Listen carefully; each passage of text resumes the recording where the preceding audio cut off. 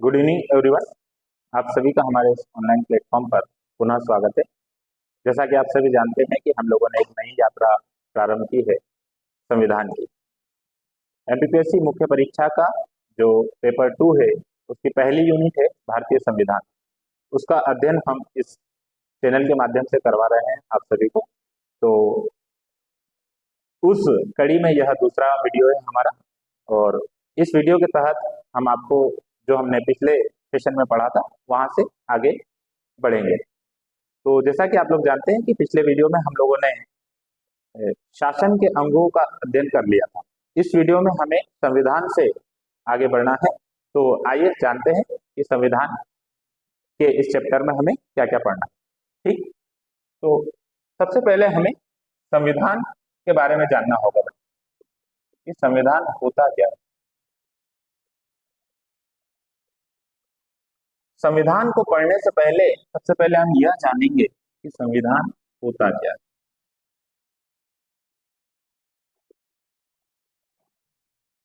संविधान क्या है। दूसरी बात, इस अध्याय में हम यह भी पढ़ेंगे कि संविधान की आवश्यकता क्यों। आवश्यकता क्यों, क्या वो कारण है जिसके कारण हमें संविधान की आवश्यकता है। उसके बाद हम लोग यह भी पढ़ेंगे कि इसकी प्रकृति क्या है। संविधान कितनी प्रकृति के होते हैं, इनकी प्रकृति क्या होती है। जिसके बाद हम लोग अध्ययन करेंगे कि संविधान के उद्देश्य क्या है। संविधान के उद्देश्य क्या है। उसके बाद हम यह जानने का प्रयत्न करेंगे कि संविधान के प्रकार क्या है, संविधान कितने प्रकार के होते हैं। जिसके बाद हम लोग भारतीय संविधान पर आएंगे और उसकी विकास यात्रा के बारे में अध्ययन करेंगे। इस प्रकार जो हमारा संविधान का टॉपिक है उसको हम पूरी तरीके से कवर करेंगे। देन हम भारतीय संविधान पर आएंगे। ठीक, तो आइए शुरू करते हैं कि संविधान क्या है। संविधान, आप लोग मेरे साथ नोट्स भी बनाते चले। यह नोट्स आपके मुख्य परीक्षा में बहुत ही उपयोगी साबित होंगे, और इन्हीं नोट्स के माध्यम से आप लोग मुख्य परीक्षा को डील कर सकते हैं। हम लोग पूरा प्रयत्न करेंगे कि ऐसा कोई भी बिंदु न छूटे जो आपके लिए उपयोगी हो और परीक्षा में आने की संभावना हो। तो आइए जानते हैं कि संविधान क्या है। संविधान वह मौलिक दस्तावेज है जिसके माध्यम से किसी देश का शासन संचालित होता है। इसके अभाव में शासन संचालित करना लगभग संभव नहीं। हो सकता है, परंतु यदि हुआ तो अराजकता और विभिन्न अनियमितताएं जन्म लेगी, जिसके कारण तानाशाही और विभिन्न कुरीतियां देश में जन्म लेगी, जिसे जनता द्वारा एक समय के बाद अस्वीकार दिया जाएगा। तो हमें एक सुनियोजित एवं व्यवस्थित व्यवस्था को संचालित करने के लिए एक संविधान की आवश्यकता होती है। और क्या होता है संविधान, तो इसकी परिभाषा जानते हैं। वह मौलिक दस्तावेज, मौलिक दस्तावेज जिसके माध्यम से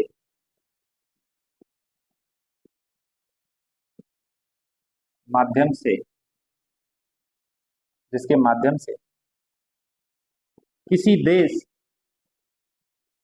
किसी देश का शासन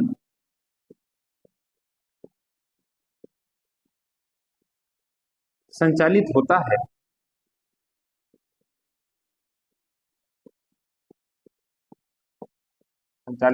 है, संविधान कहलाता है।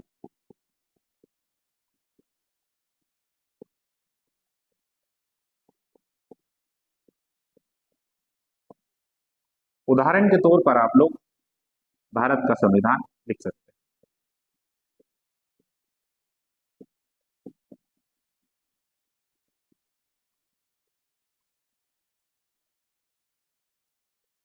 इसके बाद जो हमारा अगला टॉपिक है वो है संविधान की आवश्यकता क्यों है। तो आइए जानते हैं आवश्यकता क्यों। ये मैं मिटा रहा हूं।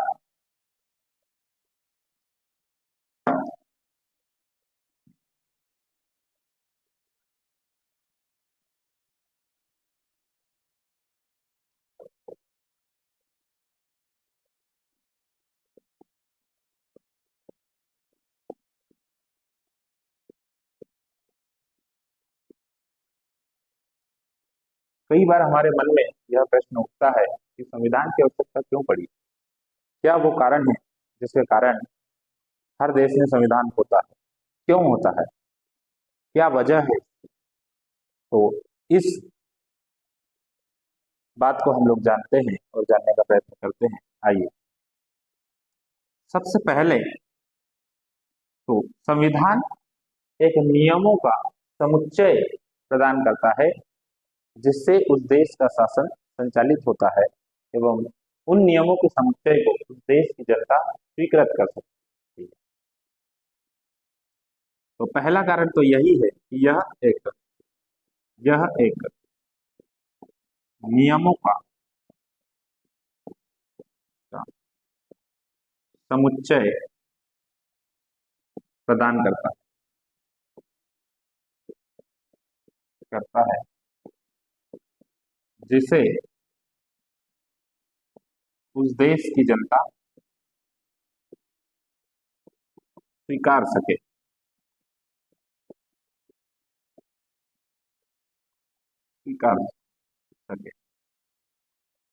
दूसरा पॉइंट है, यह शासन प्रशासन व उसके अंगों के मध्य व उसके अंगों के मध्य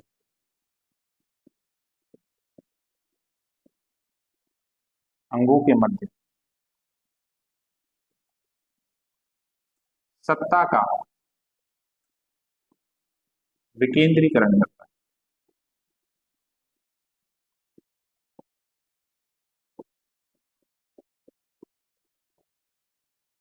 तीसरी बात, यह सरकार को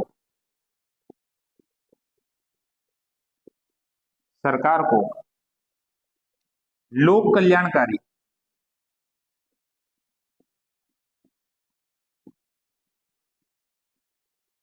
कार्य करने हेतु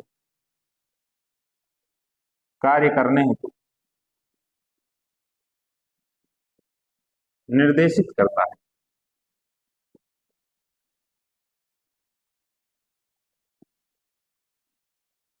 निर्देशित करता है। उसके बाद जो नेक्स्ट है, यह नागरिकों को न्याय न्याय स्वतंत्रता स्वतंत्रता एवं अधिकार अधिकार प्रदान करता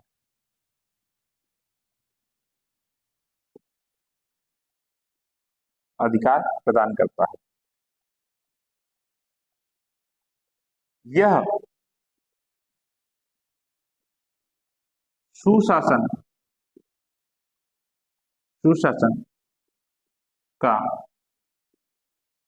आधार स्तंभ होता है।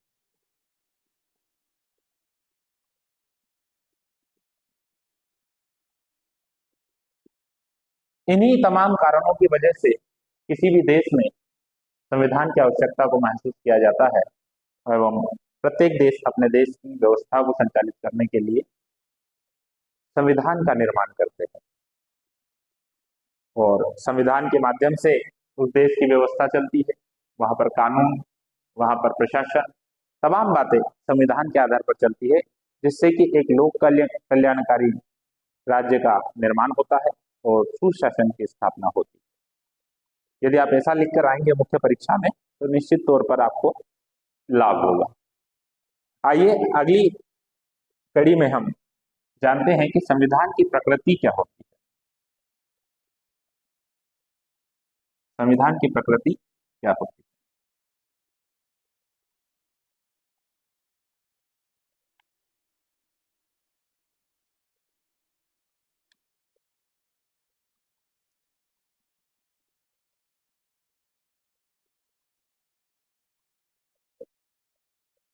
विश्व में कई प्रकृति के संविधान है, तो आमतौर पर देखा गया है कि संविधान दो प्रकृति के होते हैं, परंतु एक तीसरी प्रकृति भी है जो कि इन दोनों प्रकृतियों का मिश्रण है, जिसे मिश्रित संविधान कहा जाता है। तो आइए जानते हैं प्रकृति को, संविधानों की प्रकृति। पहला होता है एकात्मक संविधान, सॉरी संघात्मक संविधान। संघात्मक संविधान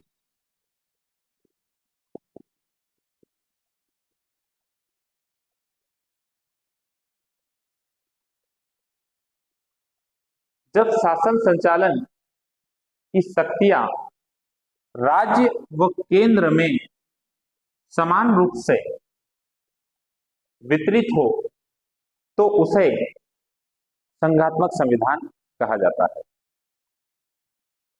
जब शासन संचालन संचालन की शक्तियां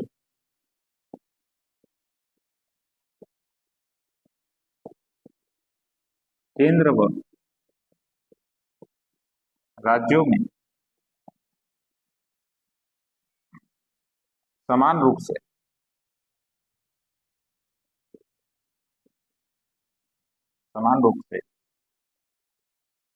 वितरित हो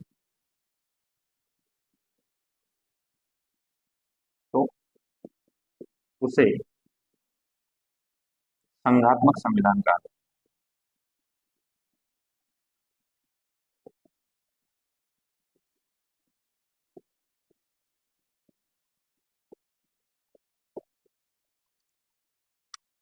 दूसरी जो हमारी प्रकृति है उसे कहते हैं एकात्मक संविधान।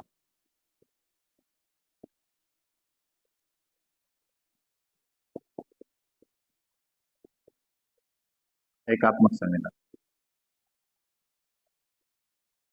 जब शासन संचालन की समस्त शक्तियां जब शासन संचालन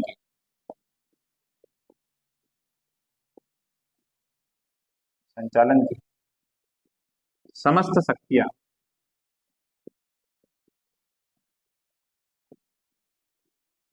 केवल केंद्र में नहीं केंद्र में निहित हो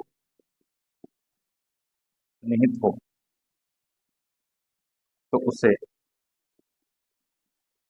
एकात्मक संविधान कहा जाता है।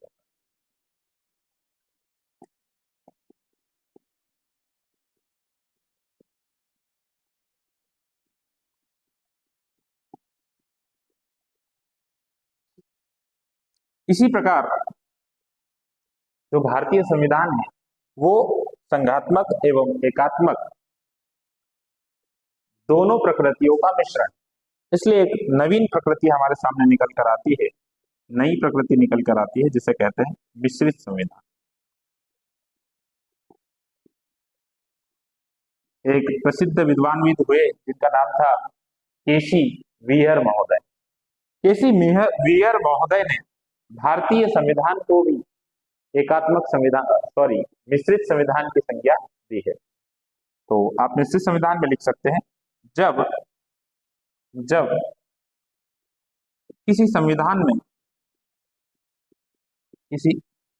में एकात्मक व संघात्मक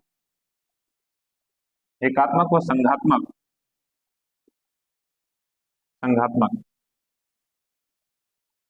दोनों संविधानों के तत्व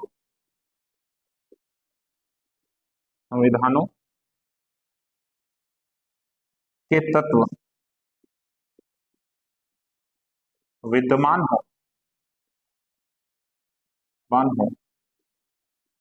उसे मिश्रित संविधान कहा जाता है।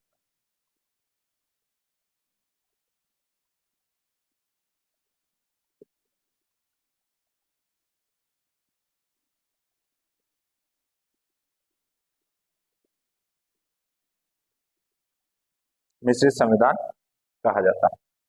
इन सब में आप एग्जाम्पल डाल सकते हैं, है? संघात्मक संविधान में आप लोग एग्जाम्पल डाल सकते हैं कनाडा का संविधान, है ना, कनाडा का संविधान।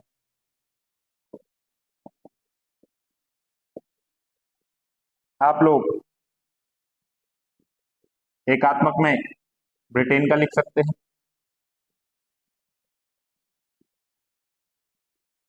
ब्रिटेन का, और मिश्रित में लिख सकते हैं आप लोग भारत का,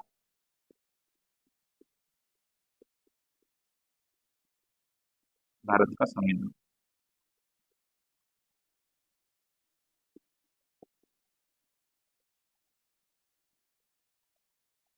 ये तो थी हमारे संविधान की प्रकृतियां, यानी कि अलग अलग देशों में अलग अलग प्रकृति के संविधानों का निर्माण किया गया है, जिसके आधार पर वहां की शासन व्यवस्था संचालित की जाती है।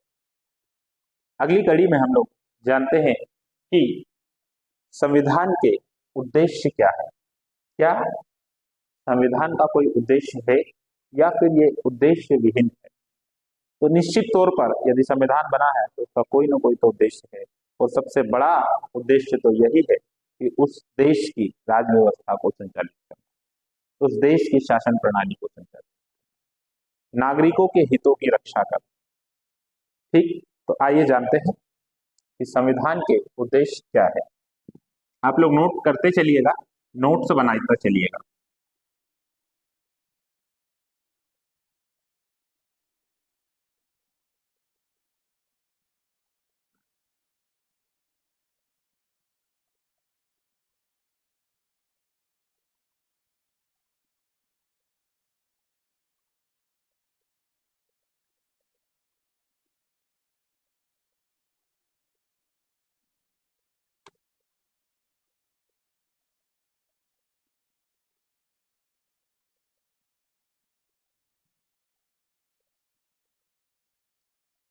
संविधान के उद्देश्य, अभी हमने प्रकृति पढ़ी, अब हम लोग पढ़ने जा रहे हैं संविधान के उद्देश्य।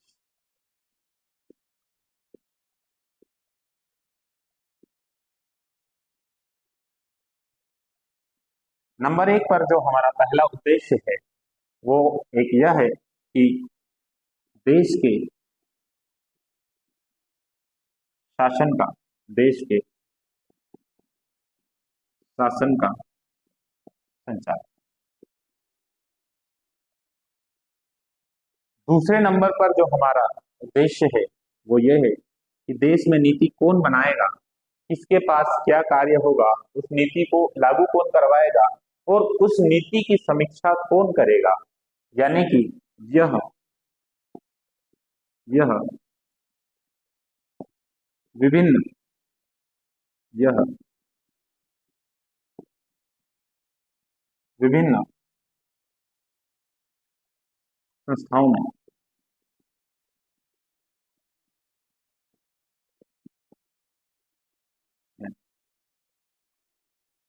सत्ता का सत्ता का विकेंद्रीकरण करता,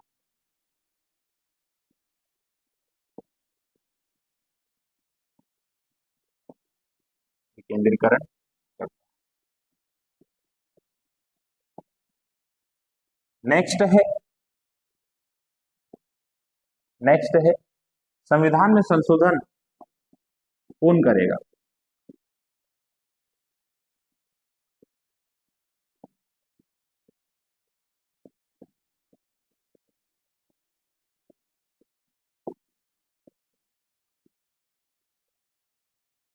उसके बाद जो है यह भी बताता है कि सरकार सरकार लोक कल्याणकारी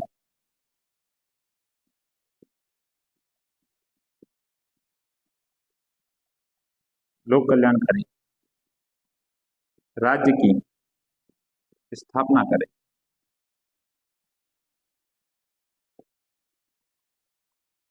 उसके बाद नागरिक अधिकारों की रक्षा करना भी संविधान का कर्तव्य है या उद्देश्य है। नागरिक नागरिक अधिकारों की रक्षा की रक्षा। सुशासन की स्थापना।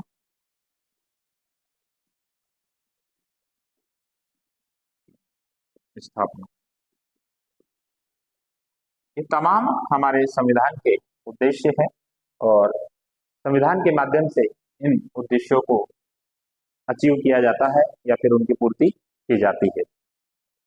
जैसा कि अभी हमने जाना संविधान के उद्देश्य, और इन उद्देश्यों के आधार पर हम लोग एक व्यवस्थित सरकार का, एक व्यवस्थित संविधान का संचालन करते हैं। तो इसी कड़ी में अगला जो हमारा बिंदु है वो है संविधान के प्रकार।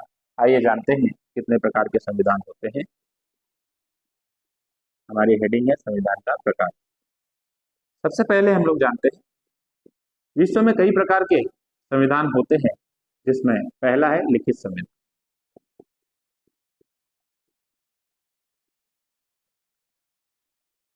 दूसरे नंबर पर है हमारा अलिखित संविधान।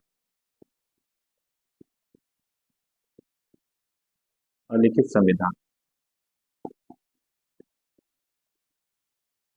और तीसरे नंबर पर है हमारा विकसित संविधान।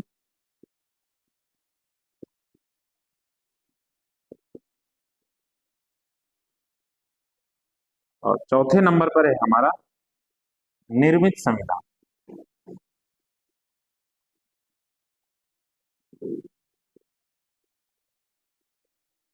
और पांचवें नंबर पर है हमारा कठोर संविधान।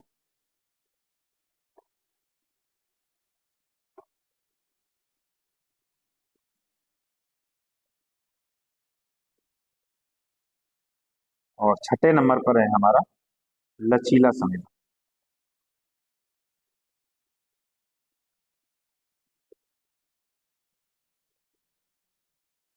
लचीला संविधान। सबसे पहले जानते हैं कि लिखित संविधान क्या होता है। जब कोई देश का संविधान लिखित रूप में उपलब्ध होता है तो उसे लिखित संविधान कहा जाता है। जब कोई संविधान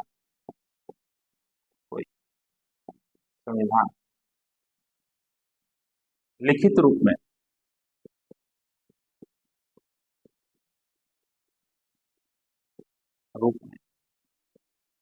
उपस्थित हो उपस्थित हो तो उसे लिखित संविधान कहते हैं। एग्जाम्पल के लिए आप लोग भारत का संविधान कह सकते हैं। उदाहरण के लिए भारत का संविधान। भारत का संविधान जैसा कि आप लोग जानते हैं लिखित रूप में उपस्थित है। नेक्स्ट है हमारा अलिखित संविधान। जब कोई संविधान लिखित रूप में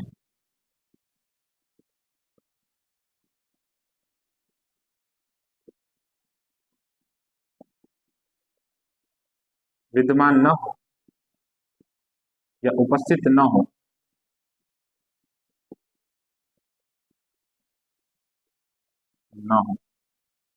तो उसे अलिखित संविधान कहा जाता है। उदाहरण के लिए आप लोग ब्रिटेन का संविधान कहते हैं।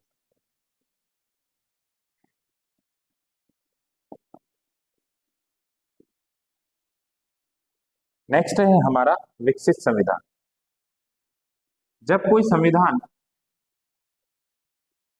सदियों से चली आ रही परंपराओं, प्रथाओं व रूढ़ियों के आधार पर विकसित होता है एवं उन रूढ़ियों को ही कानूनी रूप प्रदान कर दिया जाता है तो वह संविधान विकसित संविधान कहलाता है। सदियों से चली आ रही चली हाँ चली आ रही रूढ़ियों रूढ़ियों प्रथाओं व परंपराओं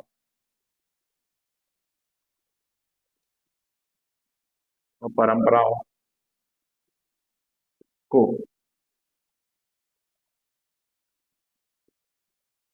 वेद रूप प्रदान कर प्रदान कर विकसित संविधान प्रदान कर विकसित।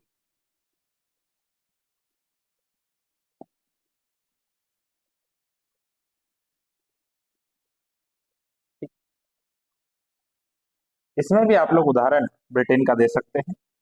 जो ब्रिटेन का संविधान है वो विभिन्न सदियों से चली आ रही परंपराओं एवं रूढ़ियों का परिणाम है।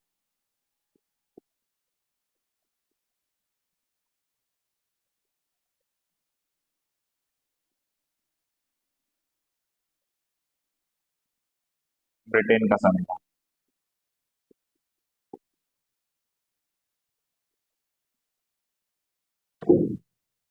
नेक्स्ट है हमारा निर्मित संविधान।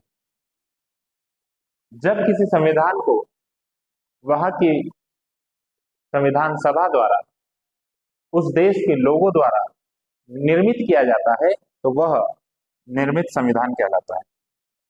जब किसी देश की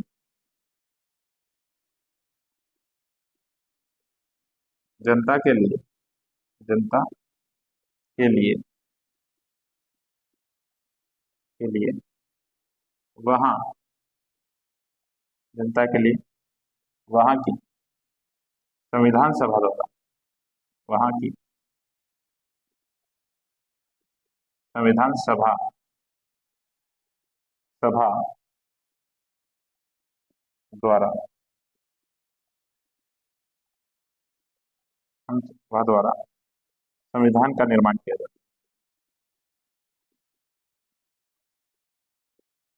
है। निर्माण किया जाता है। उदाहरण के तौर पर आप बता सकते हैं भारत का संविधान।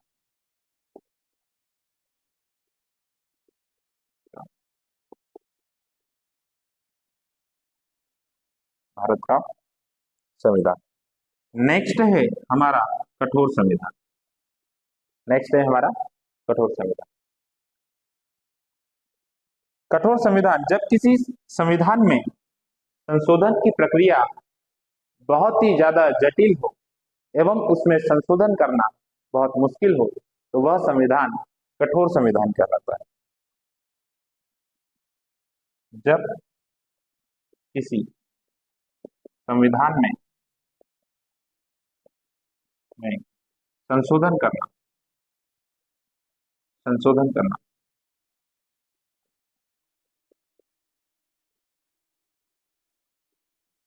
करना जटिल व कठोर हो जटिल जटिल हो। उदाहरण के तौर पर आप अमेरिका का संविधान कह सकते हैं। अमेरिका का संविधान अमेरिका का संविधान। ठीक। मेरे पास स्पेस न होने की वजह से अब मैं ऊपर लिख रहा हूँ। लास्ट जो हमारा बचा है उसको कहते हैं लचीला संविधान। तो आइए जान लेते हैं लचीला संविधान। इधर लिख देता हूँ साइड में लचीला संविधान।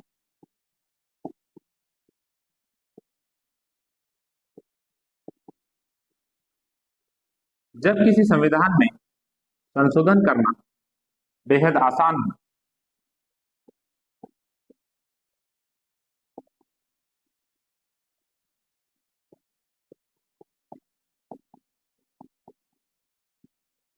संशोधन करना आसान हो तो उसे लचीला संविधान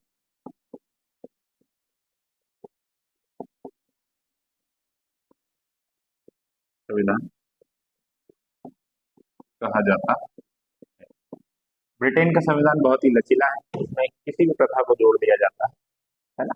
तो आप लोग उदाहरण में ब्रिटेन का लिख सकते हैं। ठीक।